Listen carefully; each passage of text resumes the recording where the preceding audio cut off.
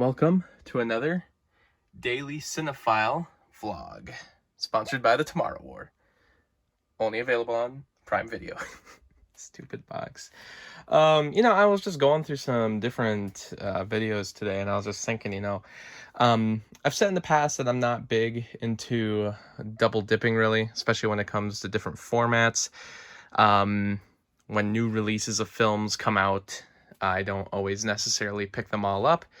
There are some exceptions, but for the most part, especially if no new special features are being made, I don't really get the new film. I don't get the new copy on Blu-ray. There's been exceptions, of course, and probably most specifically with the Disney collection. For the most part, I do get different editions of these films, but it's only because I love collecting them. This has been a collection I've been working on ever since I've owned a Blu-ray player. I mean, this is since 2011, so this is a good 10 years into this now. And with the release of Make Mine Music and Melody Time that's been rumored to be hitting Disney Movie Club, looks like I'll be able to finish this collection entirely, which is very cool. But I do have several editions of films in here. This is the first release of Snow White on Blu-ray, the Diamond Edition.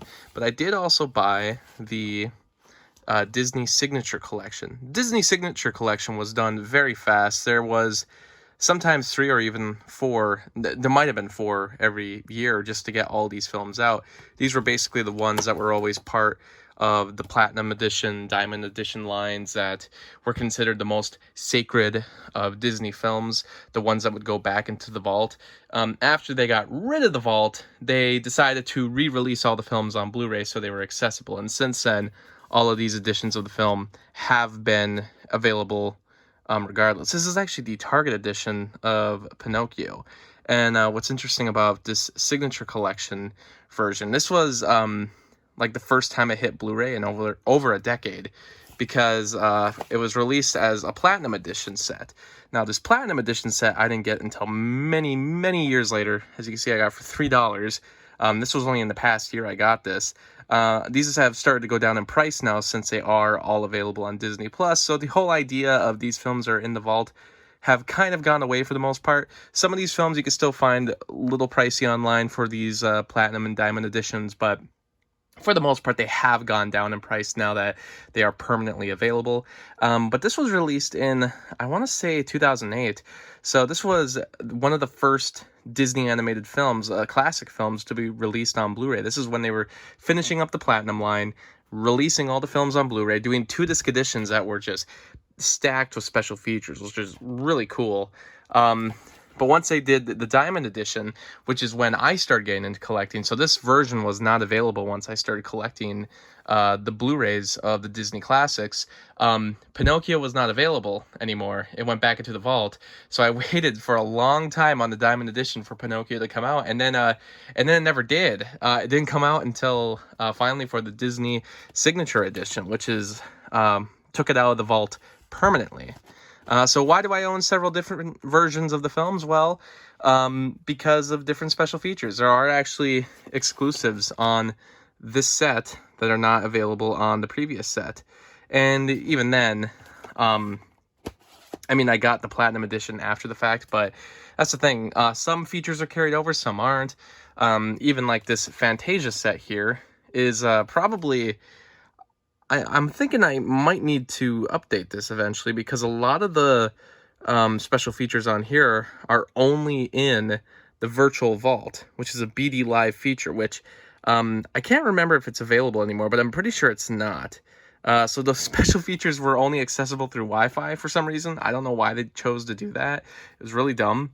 And I think with the new release that they've done for Disney Movie Club of Fantasia, because this, even though it was not a Platinum Edition or a Diamond Edition, this did go back into the vault. It was a very weird one. It was announced as a Diamond Edition, but then it just was a regular release, a special edition, and then it never got a Diamond Edition. It went back into the vault as if it was a Diamond Edition, which is very strange.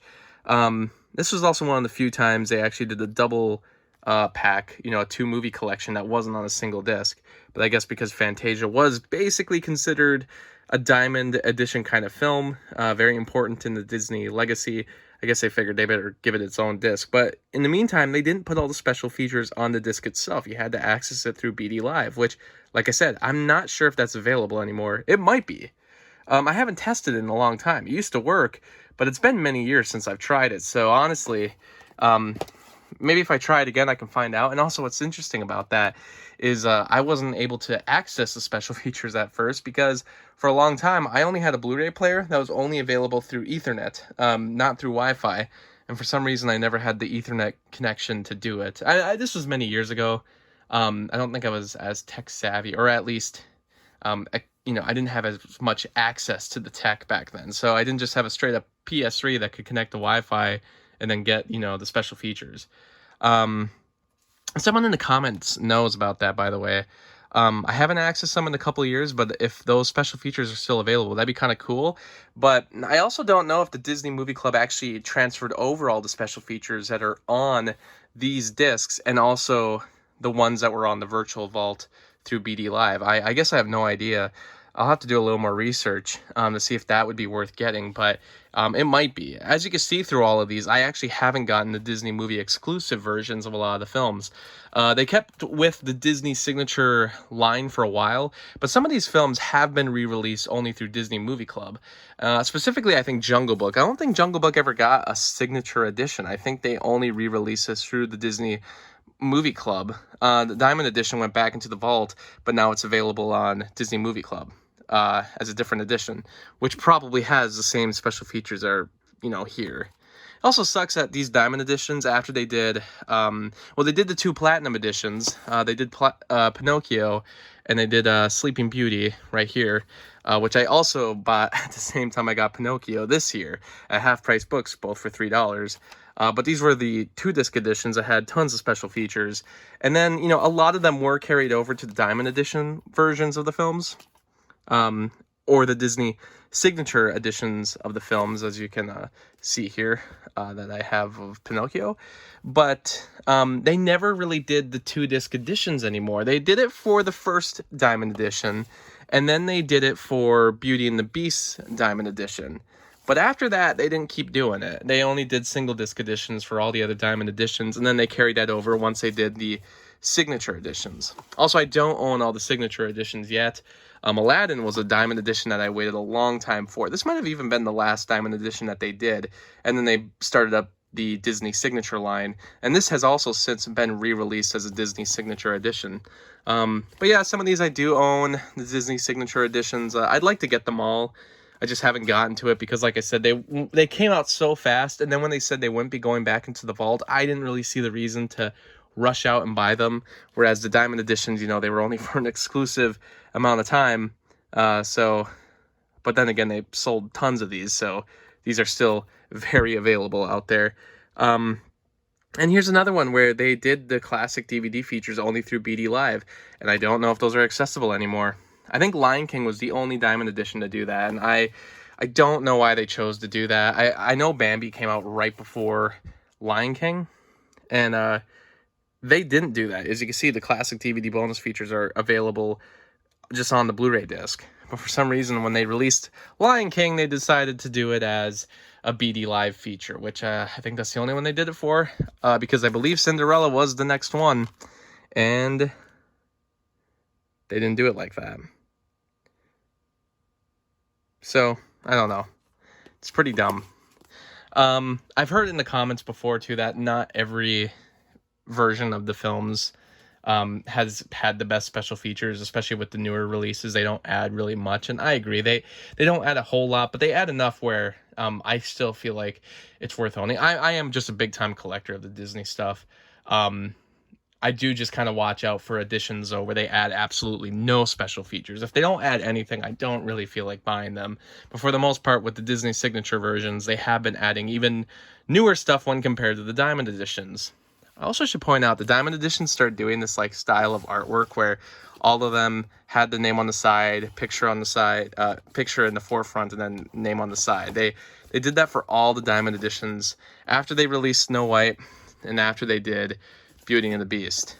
Then they started to make them like all uniform, and I was never really a fan of that style, to be honest. I'm glad that they ditched it once they started doing the signature editions, so that's fine. I don't know, I could go on and on about the Disney stuff, but basically, the very few ones that I own are usually the Disney signature versions, just because those are usually where they focus the special features on. And every time they did like a platinum edition, a diamond edition, a signature edition, they did add new special features. But for other films, no, I don't double dip really. As you can see here, like all the Pixar films, I usually just own the original releases that I bought. Like this is just the first release on Blu-ray of The Incredibles, even the first release of Cars, before they started redoing all the artwork to be uniform itself. Yeah, for a while they were doing artwork like this, where like the side was like a solid color, and then the characters would pop up over here. And now they do those, artwork where it's like the character's face on the case. They have re-released all of the Pixar films multiple times, but from what I've understood, there's not any new special features, so I have not picked up any of those. They never market them either as like, ooh, the Toy Story 20th anniversary or 25th anniversary edition. They've never really done that because they don't really have anything new. So I don't really double dip on those, nor DreamWorks anyway, because same thing. They've re-released all these films multiple times, but they don't ever add new special features. And, there's other films that are coming out now, like, so there's Almost Famous, for instance, which this is a re-release of the film, but this adds the extra disc with the theatrical cut, whereas the original Blu-ray release was only the bootleg cut. And since they didn't add any new special feature, or at least they didn't leave off any of the special features from the bootleg cut that was originally released, I just got rid of that Blu-ray. I just didn't hold on to it because, honestly, I didn't feel the point in owning it. Now, there's going to be some exceptions to that. I mean, a lot of these aren't re-releases for the Paramount Presents line, but some of them are. And one of them that I'm definitely going to make an exception on is To Catch a Thief. This is the third Paramount Presents that was released. I don't own it yet, but I've heard everyone say that this original 2012 release is a better transfer than the re-release that was done for the Paramount Presents line. So I want to get it to own with the Paramount Presents line, but I'm going to keep this 2012 Blu-ray rather than get rid of it, even though all the special features, I believe, are carried over to the Paramount Presents version, because I hear that this has the better transfer, which is odd. Sometimes you got to do your research. Just kind of hear the opinions of what people out there are saying. And sometimes there's even releases that I own that I don't really know the difference between the old version of the Blu-ray or the new version of the Blu-ray, but for the most part, I watch out for special features, and if I hear from really good sources that, holding on to the previous Blu-ray is way better than getting rid of the old one, holding on to the old one is better than, just upgrading to the new one and getting rid of the old one, I'll listen. But that is like the one big exception that I've heard of so far, and yeah, like I've said, I just want to get the Paramount Presents line, so really there'd be no reason to get To Catch a Thief, except for the fact that I just want to add it to that. But for the most part, I don't do stuff like that. I usually just keep one release of each film. It's like up here, I do own The Breakfast Club on Criterion, but I do also own The Breakfast Club and if I can find it, as if they're not alphabetical and I can't find them super fast. I do own the Universal release of Breakfast Club as well, because there are slightly different special features on the releases. The same goes for All About Eve. I don't know, when I'm trying to think fast for some reason, I just can't put the letters in my head for some reason. But this release of All About Eve, some of the special features are carried over, but some of them aren't, to the Criterion release that was done, which I have lined up with my Best Picture winners here. Yeah, so like some of the special features carry over, but not all of them. And then, this release obviously has way different special features when compared to the original Blu-ray release. So in cases like that, I do own both copies because, it's just, to me, it's better to hold onto all the possible special features that I might own. And, sometimes it might just be a featurette that's only a couple minutes long. But I'm nuts like that. And the newest one, the reason I was kind of thinking about doing this video, Because like I said, if I upgrade something from VHS, I own the VHS still. I've kind of made that decision because of like pan and scan. I've mentioned in previous videos that pan and scan is kind of a weird lost art form. It's kind of cool to hold on to the VHS releases of films. It's kind of a neat novelty, and I do own all those VHSs down here, and they even get stacked back under that shelf now. But for DVDs, I don't really ever keep the DVDs unless I know the research ahead of time that certain special features are only on that DVD, or in the case of like like the big one, I've mentioned this many times with Tropic Thunder here, which when released on Blu-ray was only the director's cut. I actually kept the DVD because the DVD sold separately has the theatrical cut. So that's the only way you can have both cuts for now, unless they do a re-release in the future. I mean, they did it for Almost Famous after all this time, so maybe they'll do it for Tropic Thunder.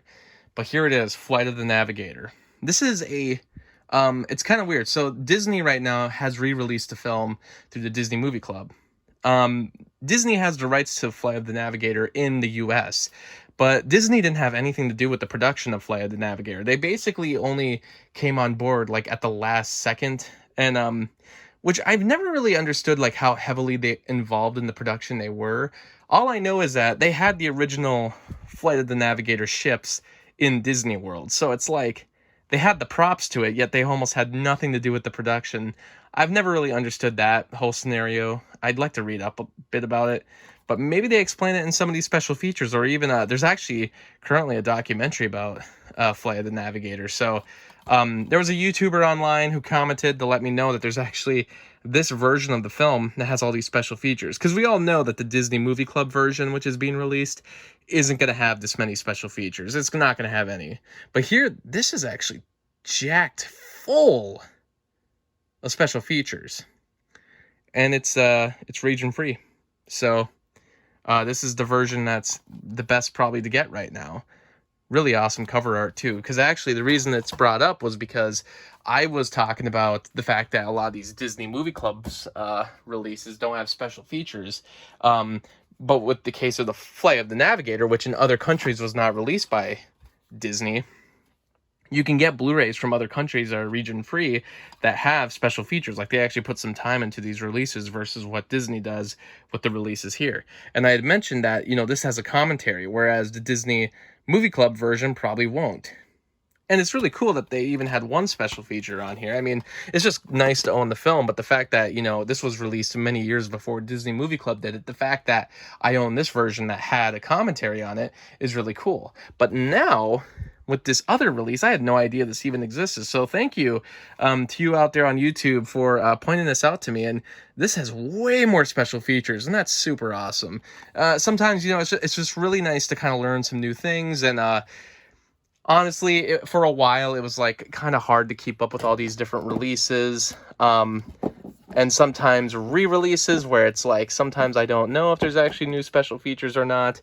Another one, and we'll be talking about these on an upcoming Monday movie pickup, but I also got here the Spider-Man Limited Edition Collection. I finally upgraded this because this actually does, as I point out on the back, have new special features, including the Spider-Man 3 Editor's Cut.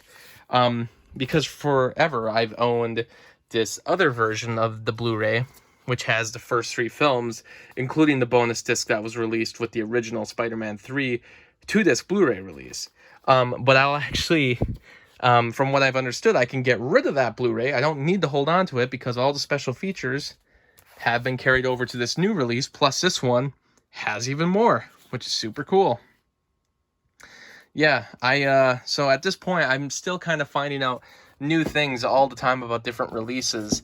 And a lot of it's thanks to the comments. I will mention certain movies that I have on VHS that are coming to Blu-ray. And usually when people tell me about it, it's like announced literally that week. Like even here, like Brady Bunch, the movie, I would mention, I have a VHS of it.